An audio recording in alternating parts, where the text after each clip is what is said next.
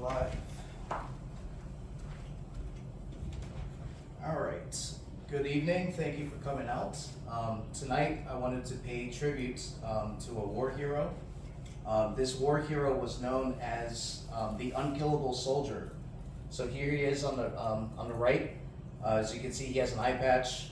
This gentleman has been through World War I, World War II, and a couple of other different battles in his career life.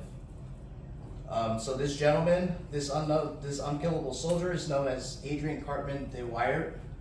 For pronunciation purposes, I'm going to refer to this war hero as Adrian. So Adrian was born in May 5th, 1880. His father was a lawyer. His mother passed away at the age of 6. So after his mom's passing, him and his father moved to Cairo, Egypt, where his father continued his education in law. So this gentleman, at the age of 19 in 1899, decided, while he was at Oxford University studying for his law degree, decided that he would have different plans other than education for his future. So in October of 1889, the Second Boer War broke out.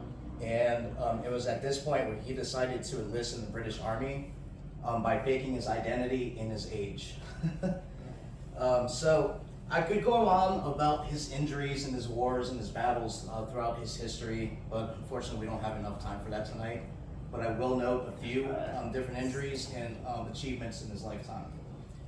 So while fighting in the Second Boer War, he would get shot in the stomach and groin. But that doesn't stop him from continuing and being determined to get into the battlefield again. He would spend the next few years climbing the ranks to lieutenant. And in 1914, World War I broke out, and he would get shot multiple times, this time in his left eye and ear. He would then lose his left eye during this battle, and due to his injuries, and was actually, not even a year later, wanted to return back to the battlefield. This time, in order to get back to the battlefield, he had to wear a glass eye to not appear weak from the enemy's perspective. So I don't know about you guys, but getting shot once or twice, let alone going back, wanting to go back, that is something that's extremely admirable. It goes to show you his determination in battle in serving his country. His accomplishments.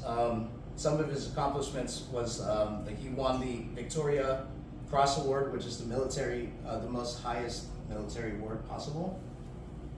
He would go on to write memoirs about his war experience in a book called The Happy Odyssey in 1950.